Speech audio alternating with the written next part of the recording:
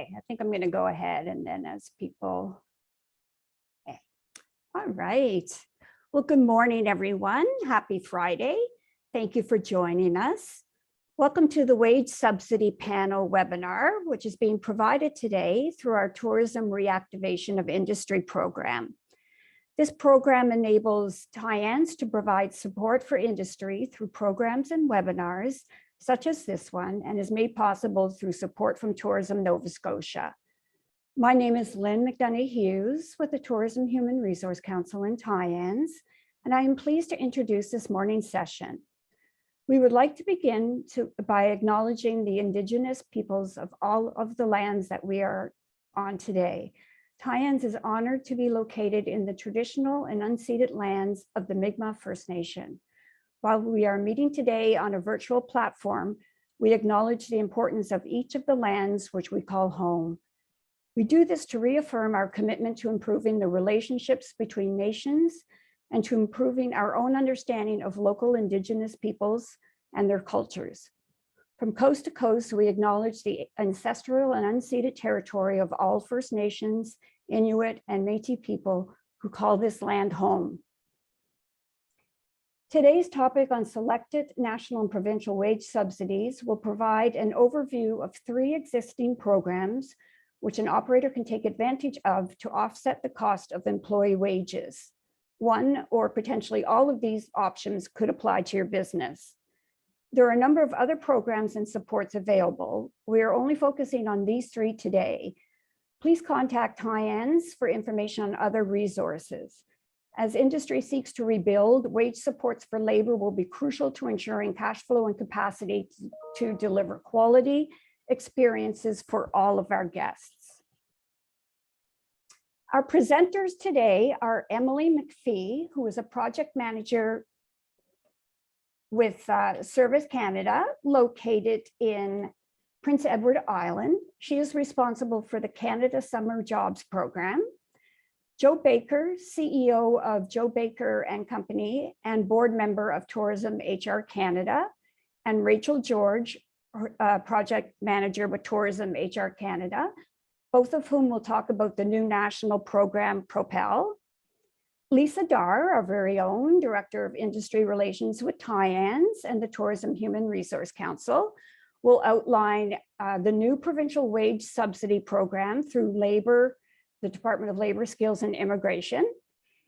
And we're going to start today with Emily. So welcome everyone, and I will pass you on to Emily. Perfect. Thank you so much, Lynn, and thank you for having us. I'd first like to start, of course, by welcoming you to the presentation, and thank you for taking time out of your busy schedule. Hopefully no one's having to shovel quite yet, but I hear it's on the horizon.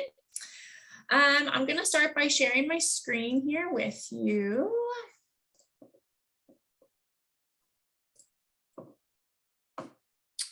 And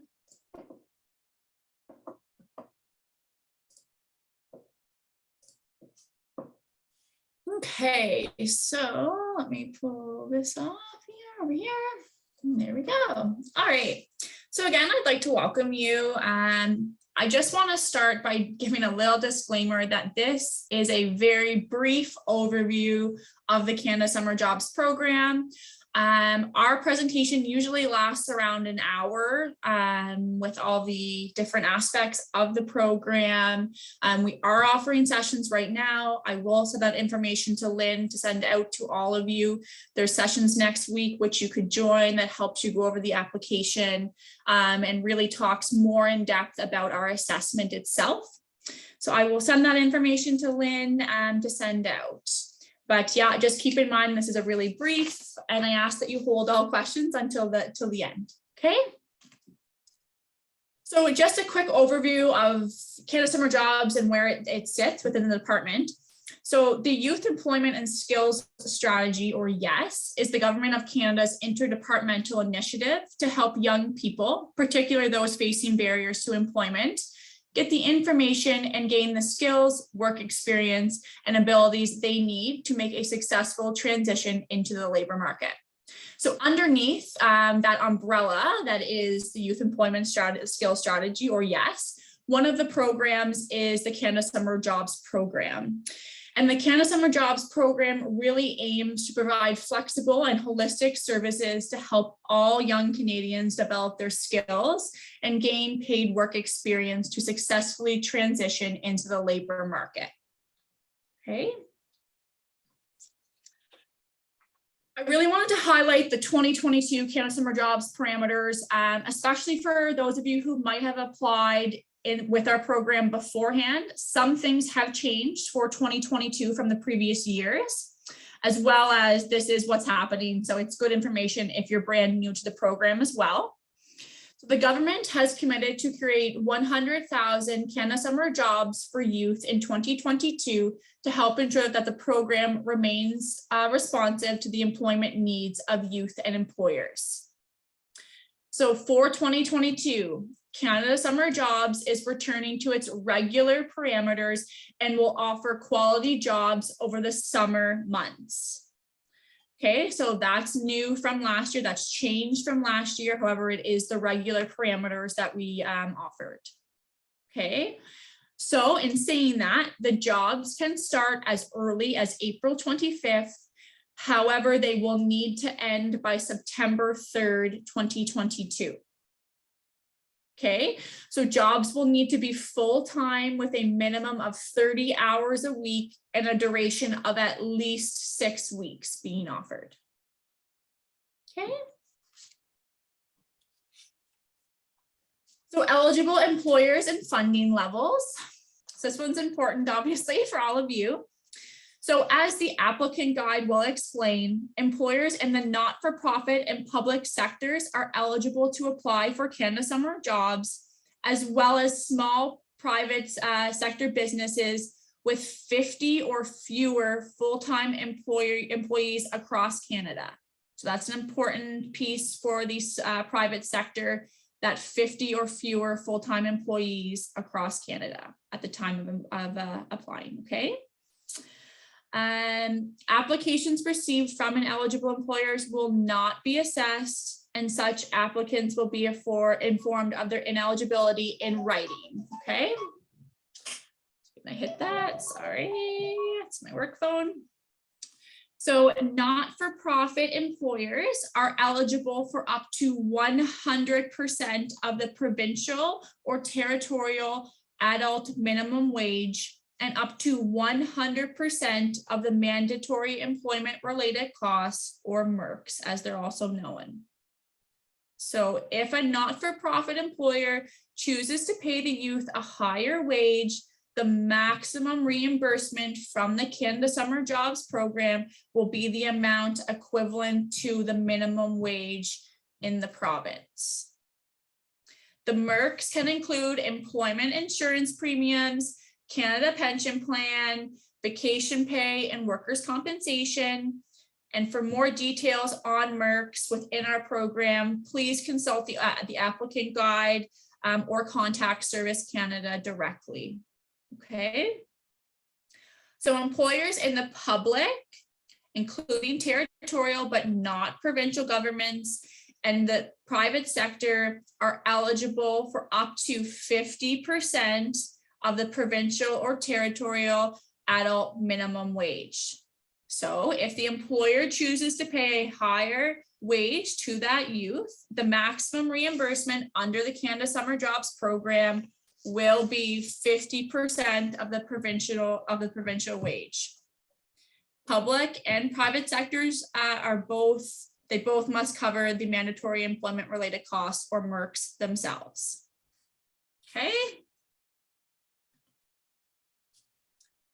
So eligible activities or eligible jobs, eligible job descriptions. So in order to be eligible for the Canada Summer Jobs, the application must demonstrate that the job provides work experiences that provide skill acquisition and development. So this is part of our assessment piece, and this is assessed essentially as part of your application. You must also provide work experiences that occur in a safe, inclusive, non-discriminatory workplace that respects the rights of all Canadians. It must also demonstrate that it provides full-time work between April 25th and September 3rd, 2022 in Canada for a minimum of 6 weeks. The job must have a duration of anywhere between 6 and 16 weeks of work. So again, that minimum is 6 weeks. The maximum that you can apply for is 16 weeks of work. Now, just because you do apply for the 16 weeks does not mean that that's what will be received. And that's due to the budget, obviously, as well as that job target that I talked about earlier. On average, they're usually about 8 weeks. That's usually what gets approved. Okay. And you also need to offer full-time hours. So that's a minimum of 30, a maximum of 40 hours per week. If you are successful in the program, in order to be, for your youth to be eligible for the program then, the youth must be between the ages of 15 years of age at the beginning of employment. It must be between the ages of 15 and 30. So you could hire a youth that turns 31 during the employment, but at the start of employment, they must be at least 15 and a maximum of 30. So again, they could turn 31, but on that first day, they have to be 30. They must also be a Canadian citizen, permanent resident, or a person to whom refugee protection has been conferred under the Immigration and Refugee Protection Act for the duration of the employment, and they must have a valid social insurance number at the start of employment and be legally entitled to work in Canada in accordance with the relevant provincial or territorial legislation and regulations. So an important note here, as you can see, international students are not eligible participants for the Canada Summer Jobs Program. So an international student include anyone who is temporarily in Canada for studies and who is not a Canadian citizen, permanent resident, or person to whom has been granted refugee status in Canada. As the objective of the Canada Summer Jobs Program is to support youth entering the Canadian labour market, the temporary nature of the international students' time in Canada does not allow for the long-term connection to the labour market itself. Okay.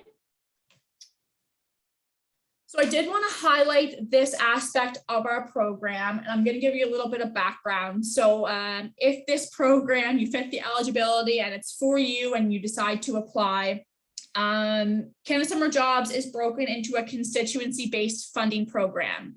So each constituency, as part of the assessment, has an aspect that's called local priorities.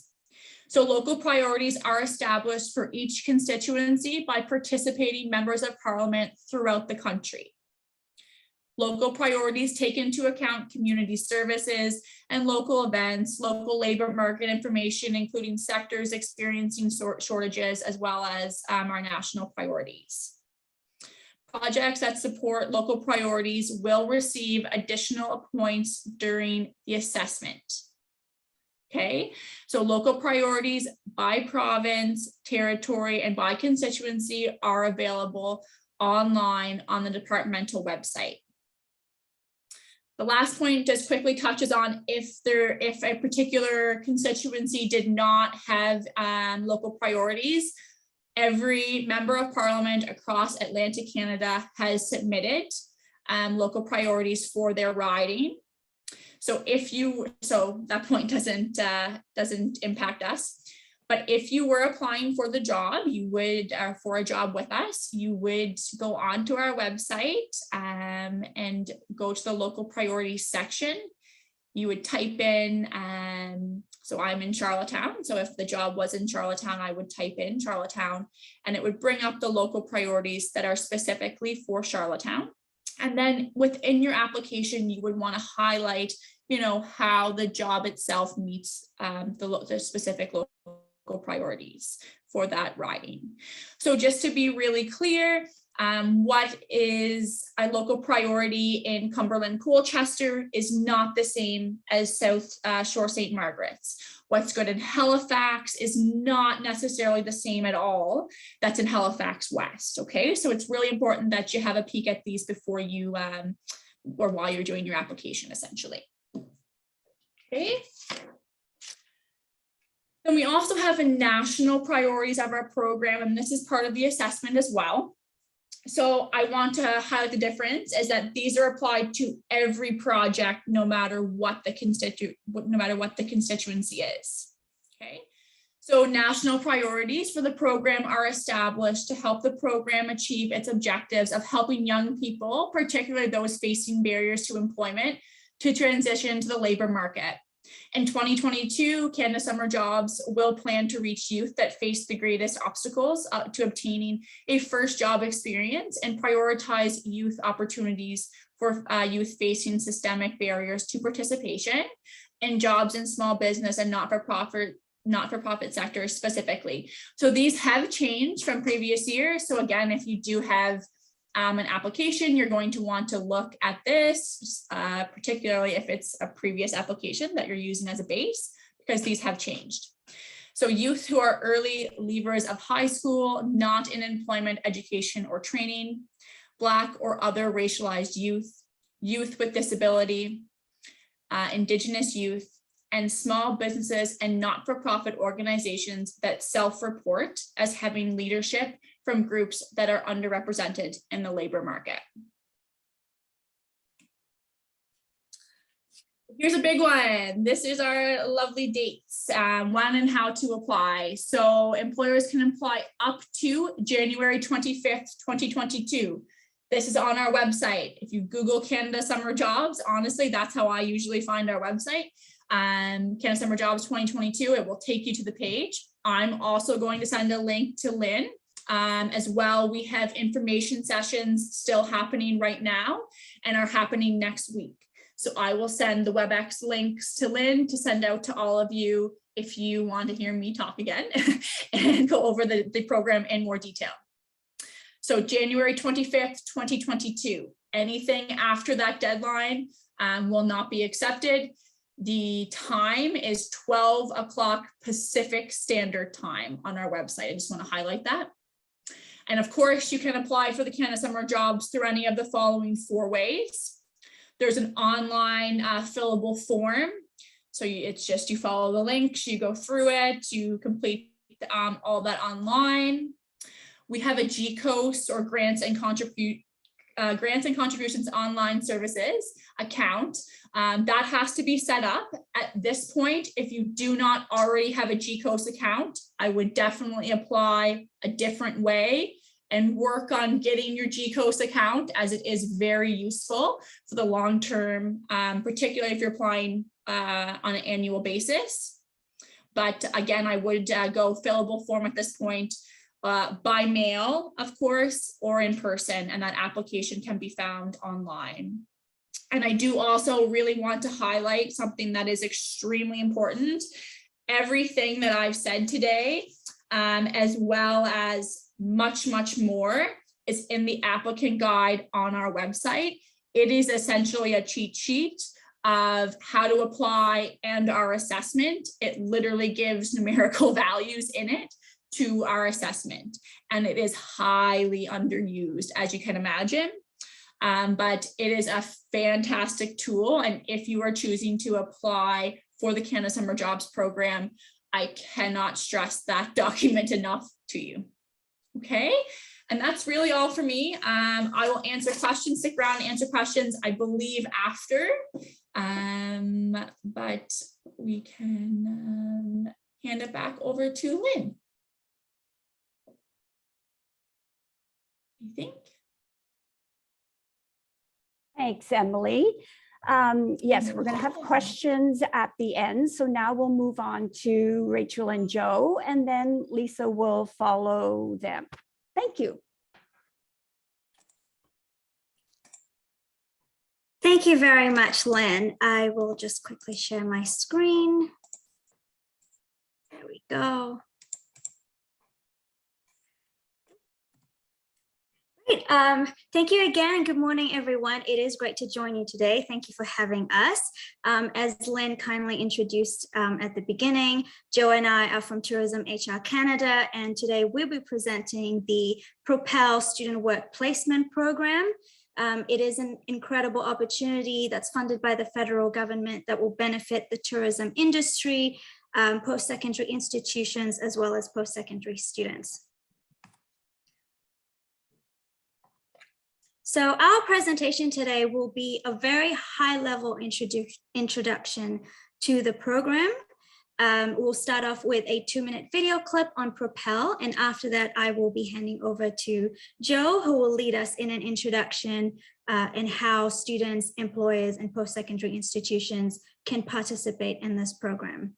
Followed by that, I will describe to you a very brief overview of how employers can use the Propel online platform to post work integrated learning opportunities and apply for the wage subsidy. And then after that, we'll wrap up with Joe, who will talk us through the eligibility criteria for the program. And with that, let's start with the video.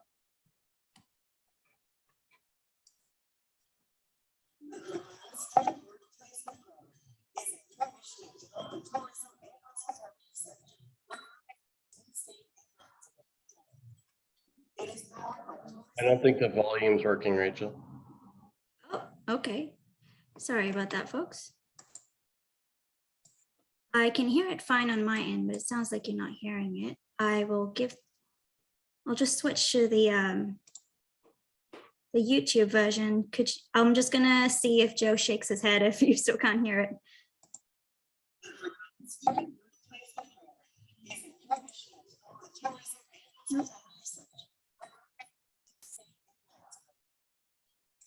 Not working.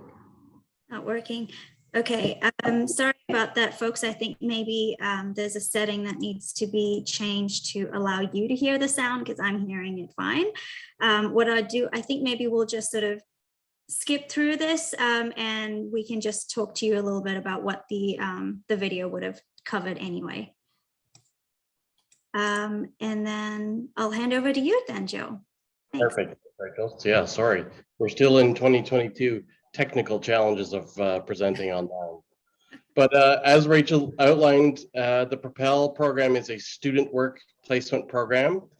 Student Work Placement Program is the name of the program that's funded by ESDC. And essentially it's a program that exists to provide wage subsidies to employers who are able to hire post-secondary students on paid work integrated learning experiences. And what that essentially means is those students are enrolled in programs, ideally hospitality and tourism related programs, but not necessarily. We certainly recognize that some students who are enrolled in other programs have very applicable skills and expertise that can be applied to our industry. But the program itself, and the reason Tourism HR Canada applied to deliver the program is it is specifically for hospitality and tourism industry employers. And we know now more than ever that our industry employers need as much help as possible as it relates to securing early talent and really starting to build that workforce out. So there are 3 key components, 3 key stakeholders that are required to engage in the Propel Student Work Placement Program. First of all, post-secondary institutions. So, and we'll get to eligibility at the end, but post-secondary institutions essentially are encouraging their students to use the Propel portal that we'll cover and apply for work integrated learning experiences that are ultimately posted by employers. So post-secondary institutions are one of the stakeholders.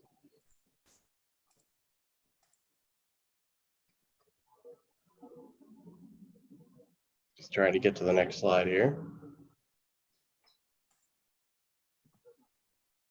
So, of course, the students themselves are the other key stakeholders, and their role in this is ultimately to apply for work integrated learning opportunities through the portal. And they also have to provide some evidence that they're enrolled in a program that has a component of will and go through and complete their placement. And again, we'll talk about all the eligibility towards the end of the presentation. And the final stakeholder, of course, is the employers. And employers are encouraged to go into the portal and post a work integrated learning opportunity. Work integrated learning could be a placement, it could be a co-op, it could be a work experience. Essentially, our portal gives our employers the flexibility to describe the length and the depth of their work integrated learning opportunity and then post that job for post-secondary students from across the country to apply for. And then there's a component of applying for the actual wage subsidy in the system and then ultimately hiring the student. And that's really the design of the student work placement program. It's to provide wage subsidies to employers who are hiring post-secondary students on work integrated learning experiences with the hopes that connecting those students with those employers means those employers are able, if it's the right student and the conditions are right, to hire that student once they've graduated and really help them transition into the workforce.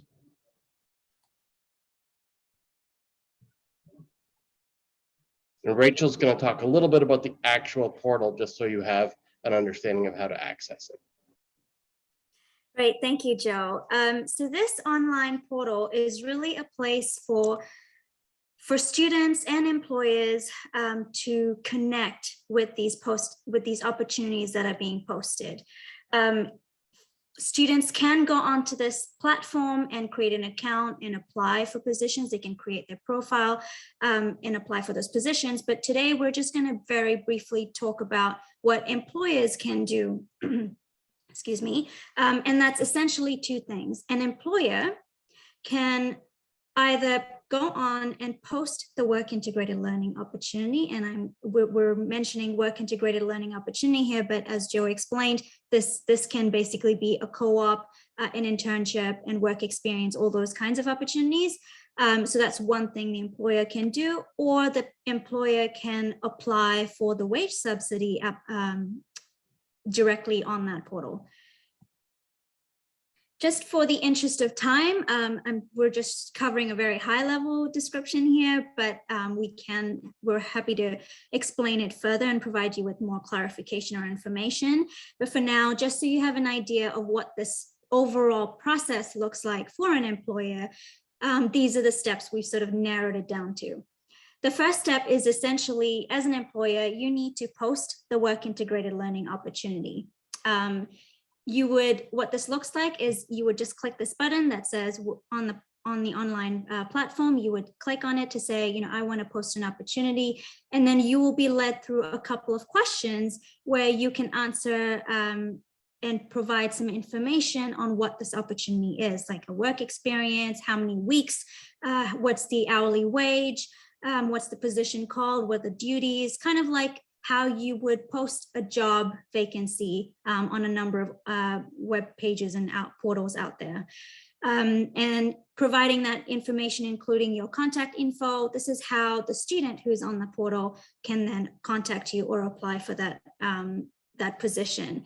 And you would then, as an employer, continue on with the whole recruitment process, the hiring, the interviewing, etc., on your own. And then when you're ready, the next step would be to apply for the wage subsidy. Now, this step is very similar to the forms that you would see when you're posting a work integrated learning opportunity. It's basically a couple of questions that you would answer and provide information. And this time the information is for us at Tourism HR Canada, where we're checking for your eligibility according to the regulations and criteria that's set out by ESDC, who are our funders. So information here would be things like, well, first we'll want to know about your organization, the position, the number of weeks, etc. If you've hired a student, we would ask you to, provide us some basic information: the name of the student, the school that they were enrolled in, and if you haven't employed a student at this point, because we do encourage you to apply for a wage subsidy as soon as you've got a position available. Like, you don't have to wait to fill the position with a student. So let's say you've posted that work integrated learning opportunity, you're still waiting for to fill that position. You can go in the meantime, if you'd like to get a head start, you can go on and start by submitting your wage subsidy application. So as I mentioned, you would basically answer a couple of those questions and then submit it. We will get that application and we'll review and get in touch with you directly on what your next step would be, as well as any additional information we require from you. We will then explain that or specify those to you. And then the third step, if you haven't already hired a student at this point, that would be your next step. Go out and hire that student. When they have completed or their placement, we would then ask that you come back and let us know or update your application to say, you know, the placement has been completed. And that's really when we would be able to wrap up your application in processing the actual payment. We would ask you for things like your invoices, the pay stubs, and that sort of thing. Again, this information you will be provided with exactly what you need to provide when you submit your wage subsidy application. And I believe that's basically the overall process that we've got that we've tried to condense into these 3 steps. And with that, I'll hand over back to Joe, who will talk about the eligibility. Oh, not sure what happened there, but. Okay. Click to the next slide. There we go. Perfect. Okay. So very much like some of the details shared in the summer program previous presentation, these are the criteria laid out by the federal government, by ESDC in this case. So we are just sharing the details of the eligibility. So students who qualify for this program must be domestic. So it sounds like that's a consistent message. We recognize how challenging that is and how valuable international students are to our post-secondary system and to our industry. But for the moment, unfortunately, only domestic students are eligible for the Student Work Placement Program in Canada. Students need to be registered in a recognized Canadian post-secondary institution in a program that includes a work placement. A couple of key things there. Traditionally, those are colleges and universities, publicly funded mostly. There are not a lot of private colleges who are eligible for this funding. Again, that's just a requirement that we're trying to live with. And the program has to have a formal work integrated learning component. And so if you're hiring a student who has a co-op or has a field placement or has an internship component in their program, then you're in good shape. But if you're just hiring a post-secondary student on a summer job or just as a general placement that isn't specifically tied to a program, they unfortunately won't be eligible for this one. So let's keep going to the great employers. So again, Propel and the team at Tourism HR Canada have really designed this opportunity to specifically help the tourism and hospitality industry. So tourism and hospitality industry employers are eligible, or if the position is related to a tourism and hospitality job function. So, you know, if, as an example, there's a private sector organization who has an event planning team, even if the employer isn't specifically in the industry, if the job is related to the industry, then that makes them eligible. So we're really trying not to be too hyper-focused on this, because this really is designed to be a program to help hospitality and tourism industry employers. So there's lots of ways to be eligible for this from an employer perspective. The placements, the opportunities, they can be either on-site or remote or hybrid, depending on what's happening right now. So there's lots of flexibility there. One of the key components is that any individual student who receives funding through the Student Work Placement Program can't be receiving funding from other federal grants or programs. That's not to say that the business itself can't receive multiple sources of funding. We certainly can, but that means the individual. So if you're posting an opportunity You're hiring a student from a post-secondary program and you're paying them with the expectation that you are receiving a grant a subsidy from Propel, then that individual student also can't be paid through other grant systems. So, and that again is a government funding expectation. Students must be hired as an employee of the company, not as an independent contractor. That didn't used to be as much of an issue, but these days that's a bit of a challenge. So they do have to be hired on as an employee, but only for the duration of the actual placement itself. All right, next slide, please.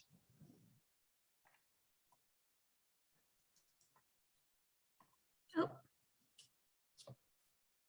And that's it, really. All right, there you go. Thank you so much, Joe. And basically now we've talked a little bit about this program, and where you can find more information about Propel is if you go in and just Google or type in the URL on your web browser, propelcareers.ca, you will find a lot of information in there. We've also got subpages to direct information for students or employers or post-secondary institutions. We've got some FAQs in there, some frequently asked questions if you want to ask or see if there's something that's more applicable to you or your scenario. And as we've mentioned before, please do feel free to reach out to us by email at propel@tourismhr.ca. We're happy to provide you with more information, or if you would like to schedule a phone call or a Teams call, Zoom call to chat with us further, see how it's gonna work specifically for your you as an employer or for a school program. We're all here and available. Our team is keen to help you out and provide more information. And I will also add that the online portal or platform that I mentioned for Propel, where employers can go in and create their account and either post an opportunity or apply for their wage subsidy. You can find this webpage or the link to that when you go onto propelcareers.ca. You'll be directed to that link directly. So I just wanted to let you know that that's there too. And with that, that's it. Thank you so much, everyone. And I'll hand it over back to Lynn.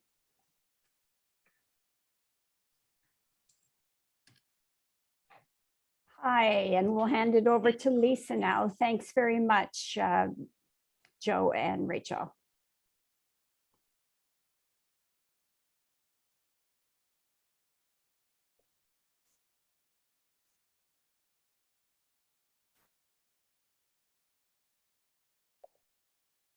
There we go. Hi, everybody. And I guess this has been a lot of great information. And I want to thank initially our prior speakers. And the information that I'm going to be sharing today with regards to the Seasonality and Labour Skills Initiative is very similar in a lot of veins, but also has a few differences. So we'll roll through a few slides and also talk about a few of the supports that are available to industry as part of this program. And as Lynn pointed out, we'll be doing some questions at the end as well. So for those of you that don't know TIANS, we are a professional association for tourism businesses and stakeholders for Nova Scotia. We've been around since 1977, and we have a mandate as part of our work to focus on the labor agenda. So the Nova Scotia Tourism Human Resource Council is very much focused on ensuring the sustainable skilled workforce for our industry. And we know that with the current situation in the last couple of years, skills and labor has been at the highlight, I think, in terms of concern, in terms of rebuild. But this particular program that we're going to be talking about today was actually in play prior to the pandemic coming. And the wage subsidy component was identified as something that we would continue for this remaining part of the fiscal year, so until the end of March 22, and providing a province-wide support. So I'm going to talk a little bit about what the project does, what the wage support actually does, and how to apply for it, what the process is for it. But I also want to reinforce that this is one element of a number of other programs that are available. So the Seasonality and Labour Skills project was actually developed and is being delivered with support through the targeted measure support from the federal government through the province. It is something that the council coordinates and provides, but the funding has been provided through the province through Labour Skills and Immigration, formerly LAE. And the intention for it is really about building skills and developing seasonal extension for the tourism sector in a way that creates positive economic output within the communities across the province. So part of the training and resources that we're offering through this program include access to skills development, occupational skills training, national credentialing and certification, as well as essential workplace and safety skills. And those in particular have been of key importance over the last couple of years. We're offering as well an HR toolkit that's customizable for operators and the structured season extension wage support program. And I know that that is really what people are here to hear about today. So we'll focus on a couple of key elements from this program. So the wage support project itself is actually intended as a temporary wage support subsidy for businesses that are seeking to extend their current operating season. So operators that are looking to open earlier or perhaps stay open later. We often talk about what is needed for that to happen. And we're hearing from operators over and over again that the wage costs for doing that from a labor perspective have become or are a real barrier. And this kind of program can make a difference. It's a co-investment model with 50% of the cost paid in by the employer and the remaining 50% of successful applicants covered by the project. The program applications, as I said, are focused on the current fiscal. So applications right now would be continuing to be accepted and reviewed as they have been for the last couple of years on fiscal year end. And it's a retroactive claims process typically. So typically we would be looking at having the applications come in, reviewing the eligibility, which I'll look at in a moment with you. And then once the work is complete, there's a claim form that is submitted, reviewed, and so on, similar to some of the other programs that we've been hearing about today. The typical time frame is 4 weeks of support, because the extension here is we're not dealing with a significantly large envelope of budget, but it is enough for us to be looking at an opportunity for some up to 4 weeks of support. And in many cases, what we're doing is looking at shorter support in ways that can help assist with, in particular, pre-opening or closing efficiencies, ensuring that people are ready, operators are prepared to ramp up quickly when the doors open or when restrictions ease to a point that they are able to welcome guests back. The application process is relatively straightforward. Operators must be a registered business, a legal business name, have a business number, and have been in business for at least 1 year. They do need to provide information around the type of operation that they are, the services they provide, and what their historical operating season has been, as well as committing to either, as part of this system, opening the operation earlier or staying open later. We do ask for information regarding the employees. Who will those individuals be? What are the positions? What are the hours anticipated, etc.? And one of the main things that we will be asking people, or that we have asked people to provide in their applications, is actual position descriptions, because this will help us understand if this is something that is an extension of cross-training, if it is something that is simple extension of position based on the season, if it is something that requires additional skills-based support. And we do ask for our employers to agree to participate in surveys or reports or any other process that's required to track the project impact. As part of the application, the business is asked to share some insight in terms of what is the actual value of being able to have access to this. Beyond the obvious cash flow component, what does this mean in terms of the impact that it could have, not just for their business, but also perhaps for their community or their region? Because Tyans is also very conscious of the fact that having a certain number of operators in a community that are able to extend their season slightly can make a significant impact on the overall fiscal health of a community as a whole. And that goes beyond the obvious employment piece of it. So from an employer requirements perspective, there are records and data requested by the council that would be required to come back in at the close of that process. And staff training and resources would be provided through the council, but the employer would have a role in ensuring that the connection happens as identified through the application process. So as part of our application, we actually ask questions around what are the types of supports or training that you are seeking? Where can we assist in terms of bridging those gaps with existing tools? And then as part of the wage subsidy program, to leverage that system, we're actually providing a system of training as well to enhance the impact. Upon conclusion of the program, employers are also asked to submit a brief final report, and a form is provided so that we provide some opportunity for some consistent types of impact feedback coming back in from our employers. So what are some of the programs that industry might have access to as part of their wage subsidy? Well, Tourism Rocks is an automatic one that I would think of. It's a simple ambassador type training program. There's no charge for this program anyway, so we certainly encourage people to take advantage of it if they have not yet done so. Tourism Rocks provides individuals with the opportunity to understand more about the importance that tourism plays in Nova Scotia's economy. And obviously, it's going to be a significant part of our ability to rebuild moving forward post-pandemic. We need individuals in every capacity across the province to be able to act as an ambassador.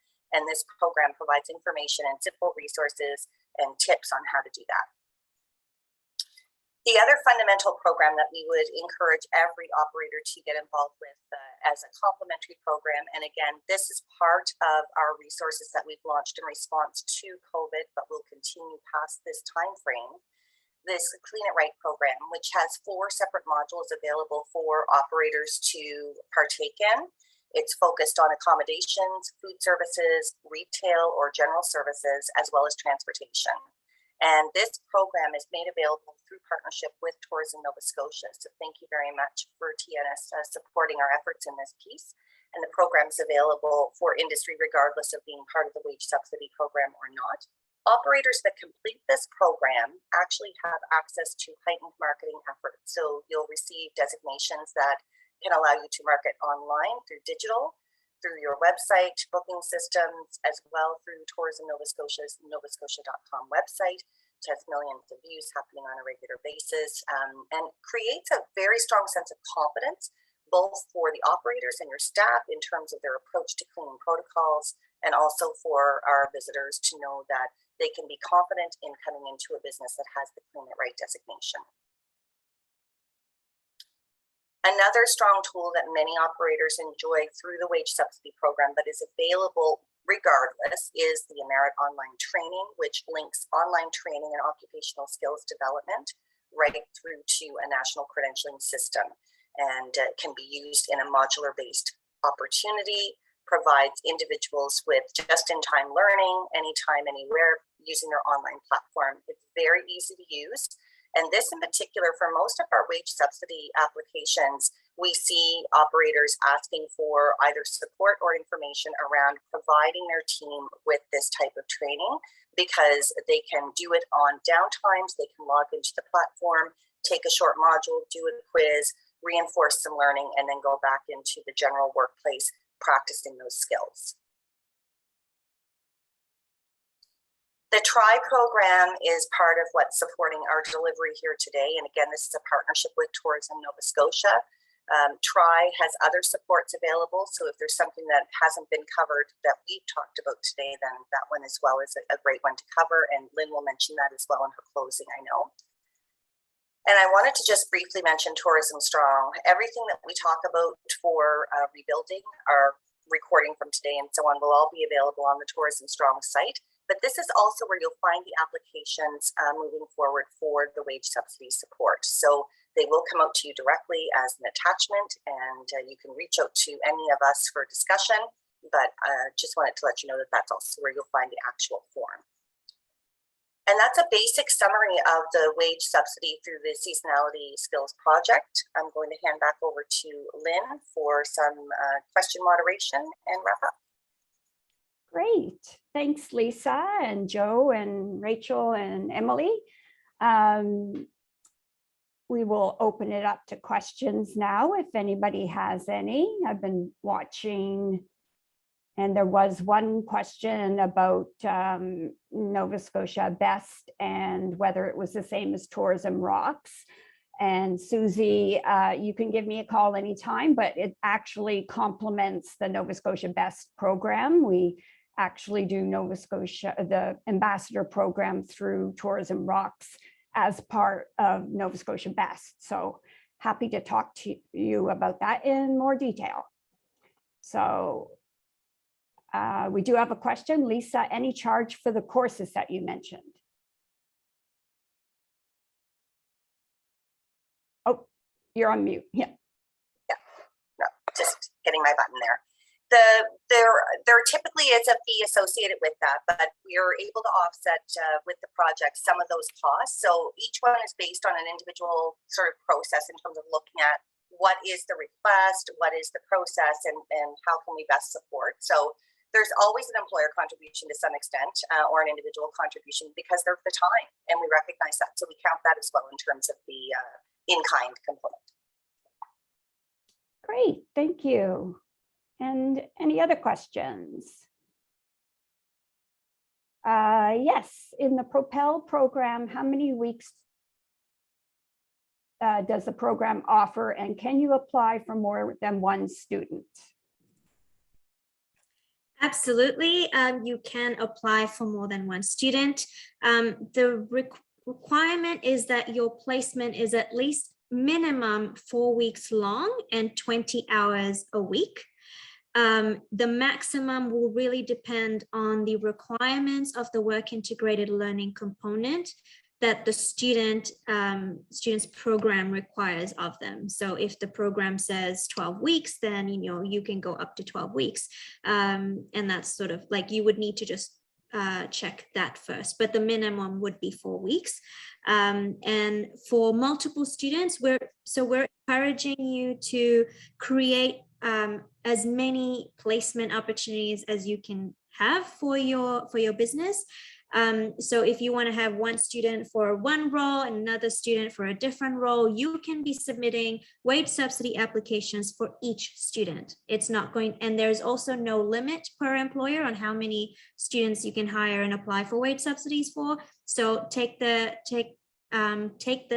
for this great opportunity and use it for your advantage. Great, thanks, Rachel. And it looks like we have questions for everybody. So I'm just going to ask everybody to put their lovely faces back on the screen. First, Lisa, is the wage subsidy program through tie-ins a student subsidy?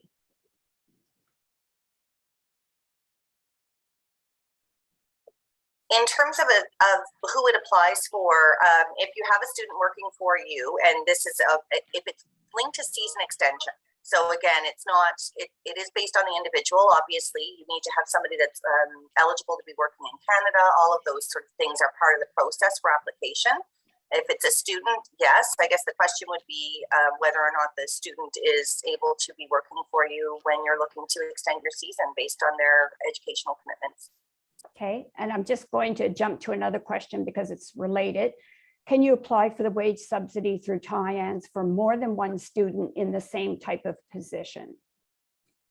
Yes, you can. Again, the application is open and fairly general for that type of thing. So you can have more than one application for the type of position, and you can have more than one department or position applied for within the business if the role of that work is to all contribute to ramping up, extending the season, and cross-training or developing skill sets for those staff members.